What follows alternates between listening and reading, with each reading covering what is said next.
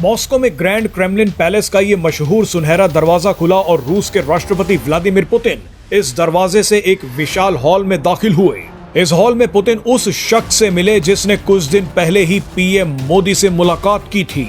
जानकारी के लिए बता दें कि ग्रैंड क्रेमलिन पैलेस पुतिन का ऑफिशियल रेजिडेंस है और इसी पैलेस में लगे इन सुनहरे दरवाजों से एक बार पुतिन पीएम मोदी के साथ भी निकले थे।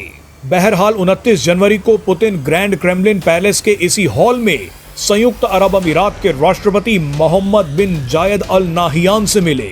दिलचस्प बात यह है कि 10 दिन पहले ही अल नाहियान अपनी पूरी कैबिनेट के साथ पीएम मोदी से भी मिलने पहुंचे थे। ऐसे में सवाल उठ रहा है कि क्या संयुक्त अरब अमीरात किसी बड़े संकट में है?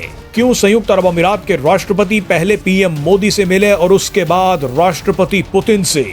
ऐसा क्या संकट है कि अपने देश को बचाने के लिए राष्ट्रपति नाहियान लगातार विदेशी दौरे कर रहे हैं?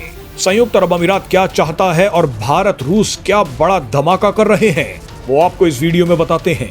दरअसल संयुक्त अरब अमीरात इन दिनों सऊदी अरब के साथ गंभीर संकट में फंसा हुआ है। ये दोनों देश यमन और सूडान में अलग अलग गुटों का समर्थन कर रहे हैं, जिसकी वजह से इन दोनों देशों के बीच कूटनीतिक खींचतान शुरू हो गई है।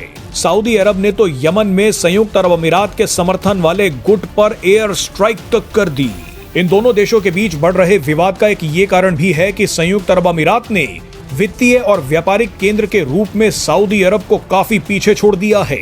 ऐसे में दोनों की खींचतान और ज्यादा बढ़ गई है, लेकिन इसी खींचतान को पाकिस्तान और गहरा कर रहा है।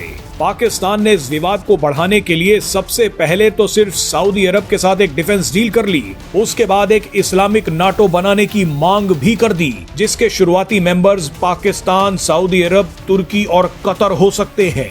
अब यहाँ दिलचस्प बात यह है कि ये चारों देश संयुक्त अरब अमीरात से नाराज हैं, क्योंकि संयुक्त अरब अमीरात ही इकलौता खाड़ी देश है जिसने इजराइल के साथ अपने रिश्तों को सामान्य कर लिया है। लेकिन ये चीज पाकिस्तान, सऊदी अरब, कतर और तुर्की को पसंद नहीं आई। खबरें यहाँ तक उड़ाई गई कि ये चारों देश संयुक्त अरब अमीरात के राजघराने को कमजोर करना चाहते हैं और इस षड्यंत्र में इन चारों को अमेरिका का साथ भी मिल रहा है। बस इसी के बाद संयुक्त अरब अमीरात में हड़कंप मच गया।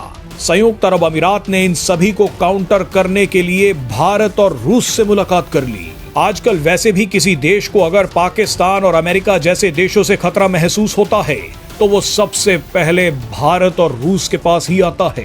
इसी कड़ी में आप अब इस दिलचस्प क्रोनोलॉजी को देखिए। 19 जनवरी को संयुक्त अरब अमीरात के राष्ट्रपति दिल्ली पहुंचे। 2 घंटे के दौरे में एक डिफेंस डील साइन की, $200 बिलियन के ट्रेड पर सहमति बना ली और $3 बिलियन की LNG डील पक्की करके चले गए। इसके 5 दिन बाद यानी 24 जनवरी को संयुक्त अरब अमीरात ने पाकिस्तान के इस्लामाबाद एयरपोर्ट पर चल रही डील से खुद को अलग कर लिया और 29 जनवरी को संयुक्त अरब अमीरात के राष्ट्रपति अल नाहियान पुतिन से मिलने मॉस्को पहुंच गए। जानकारी के लिए बता दें कि रूस और संयुक्त अरब अमीरात के बीच $11.5 बिलियन का ट्रेड होता है।